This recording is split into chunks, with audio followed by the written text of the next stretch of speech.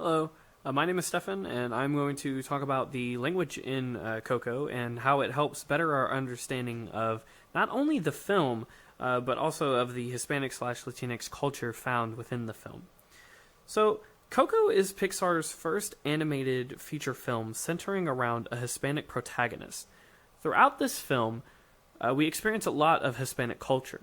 We are treated to some wonderful music as well as some absolutely stunning visuals. The animations of the characters, and especially the alebrijes and the world of the undead, are very vibrant and make you feel as though you are celebrating Dia de los Muertos with the characters.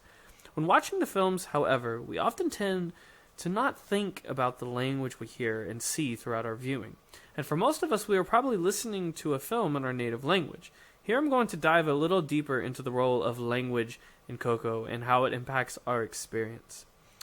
Now, Coco uses both the English and Spanish languages when telling this story. The dialogue, the written words in the world, and the lyrics found in the songs that we all know and love all use a combination of these two languages. This really helps normalize the Hispanic/Latinx culture within our own society and helps give us a better understanding of their culture. Now, the first Spanish word we hear in the film is at the beginning when Miguel is doing the narration over the papel picado sequence, which is the little cutout paper art used to tell the stories at the beginning that we see. He first uses the word papa. Now, this tells us a few things about the Spanish culture right from the start. First, it places the importance of the father figure amongst Spanish society. Here they are seen as the head of the household. The second word we hear is mama, placing the mother as the next head of the household. We further see this point driven home when we compare the number of lines Miguel's father, Enrique, has versus his mother, Luisa. Enrique has far more speaking lines than Luisa, which places him at a higher importance. This hierarchy is also seen well with Mama Imelda and Hector. After Hector's departure from the family, Mama Imelda takes over as the head of the family, and throughout the film we see that she is very respected by the rest of the family, both living and dead. Now, this brings me to my next point. How the language in the film really shows the importance of family. When the characters in the film are talking about or referring to a family member, they often refer to them by their Spanish title.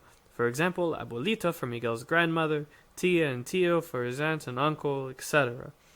In addition to this, we learn about the ofrenda, or the mantle, in which the family photos are displayed for Dia de los Muertos, as to not forget about the family and allow them to cross over into the land of the living for that day.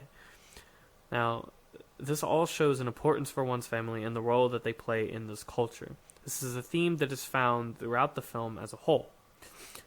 Now, we also see Spanish being used when showing affection, such as after the scuffle with the mariachi when Miguel's abuelita refers to Miguel as Angelito querido cielito, which essentially means dear little angel. When Miguel returns towards the end of the film, we hear his family exclaim in Spanish again, using its Spanish to show that affection that they have for him. We also see affection in Spanish used to portray it in the song Poco Loco when Miguel repeats mi amor, or my love. And there is also affection shown in the gritos, which are the screams Hector helps Miguel find within himself, and that we hear throughout the film, whether it be from Hector and Miguel or through Ernesto after Imelda stumps on his foot. Again, affection and love are all very important within the society. Another time we see Spanish being used, and I already touched on this a little bit, but another time we see Spanish being used throughout the film is when one is being respectful towards another. When we see Abuelita ask Miguel if he wants more tamales, we hear him say no gracias. Later, when he is running through the streets, we hear muchas gracias and de nada being thrown about between the people of the village and Miguel. And we also hear Miguel say perdón, or excuse me, as he runs through the crowds of the undead world later on in the film. We also see the mariachi man refer to Miguel's abuelita as Doña, which means Mrs., a much more respectful title than things such as señorita. There is also the use of the phrase con permiso, or with your permission, used in the film, as well as espérame, which means wait for me. The use of Spanish during these points places important on the general respect amongst this culture. Now, continuing off the idea of referring to someone Miguel has several different things said to him when he's being addressed throughout the film by different characters. Now, I already discussed the moment where Abuelita essentially babies Miguel after the mariachi encounter. But before that, we hear Abuelita and some other family members referring to Miguel as Mijo, which is slang for mijijo or my son. This term is generally used when one is referring to a child or someone younger. Now, the next thing we hear Miguel referred to as is Muchacho, when the mariachi is talking to him. Muchacho essentially means young man or lad. The way the mariachi uses it is in a way that is sort of respectful. As a musician, himself, he sees Miguel as one of his own, and this is very different, than the more affectionate family way, Mijo. We also see Miguel referred to as Chamaco by Hector at the beginning of their time together. Now, this is also a slang term for a young man or boy, but colloquially, it is akin to like punk or brat, like someone saying, kid, like, hey, kid. Where that accent is all on that K at the start of the word. Later, however, we see Hector refer to Miguel as mi amigo, which is my friend, and this shows the change in their relationship as they have had time to bond throughout their various escapades in the film. He goes, from seeing Miguel as this little brat of a kid that he's just kind of trying to use for his schemes to really genuinely considering him to be his friend. Now, the next thing I wanted to discuss was the name meanings of some of the characters found throughout the film and how they impact our understanding of the story. Now, to start, Miguel is a Spanish variant of Michael, which originates from Hebrew and means who is close to God.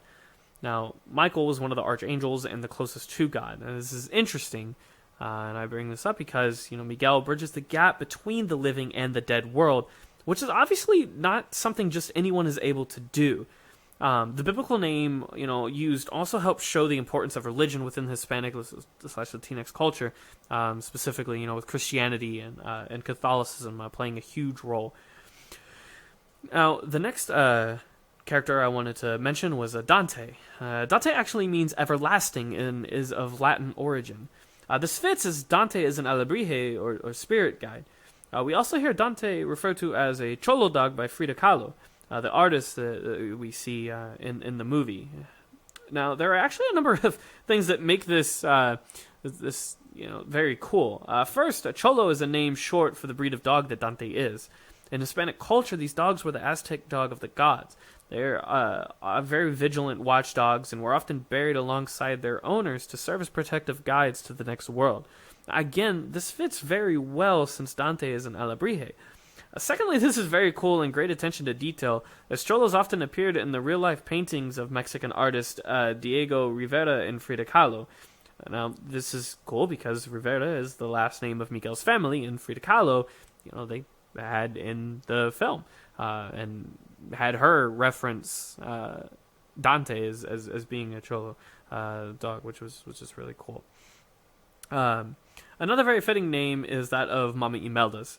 Now, her name is a Spanish variant of the German name Irmhild. I hope I said that right. And it means warrior woman. This obviously fits very well, as Mama Imelda is the head of her family after Hector is killed, and it was her that started the family's ban on music. Now, this leads me to the next thing I wanted to discuss, which is the Spanish language that is found in the music that we hear. Now, while Remember Me and Poco Loco are two of the more popular songs in the film, perhaps the most powerful song to me was actually the one with no English at all, La Llorona. This song is sung during the climax of the film by Mama Imelda and refers to the Hispanic legend of La Llorona, which is the wailing woman. This legend is of a woman who drowns her children after she was essentially abandoned by her husband. He loved the children more than her, and when he was found with another woman, she killed the children out of anger by drowning them. Now, this parallels the story of Imelda and Hector very well, as Imelda and Hector used to sing and make music together, much like the kids, that the wailing woman, had with her husband. And after Imelda and Hector had Coco, Hector wrote Remember Me for her. Now, to Imelda, Hector loved music more than her and her family, and even abandoned them because of it. Out of anger of this, Imelda bans music from her family, just as La Llorona drowns the children. Understanding these lyrics and the story they are based off of really helps add another layer to the story and the complexity of Mama Imelda just as a character. Another way that Spanish is used in the film impactfully is the visual language that we see throughout the film, the written words that we see throughout on various signs and posters and such. When we see Miguel's home over there on the right, it reads Rivera Familia de Zapateros. And in English, this reads Rivera Family of Shoemakers. To use Spanish here, obviously, is pretty intentional, as it draws our attention to an important plot point of the film, Miguel's family being shoemakers. The whole, main beginning conflict, at least. Now, another time we see Spanish written out is at Miguel's shrine to Ernesto de la Cruz. Here, there is, which you can kind of see in this photo, but there is a sign saying Por Siempre, which means forever. This is a subtle foreshadowing of what is to come later on in the film. For one, it has pretty direct implications saying remember me forever, which obviously fits because, of the song Remember Me that Ernesto sings. It also primes us with the theme of honoring and importance of memory found in the film. Being remembered is very important so that, as that is essentially the key to eternal life.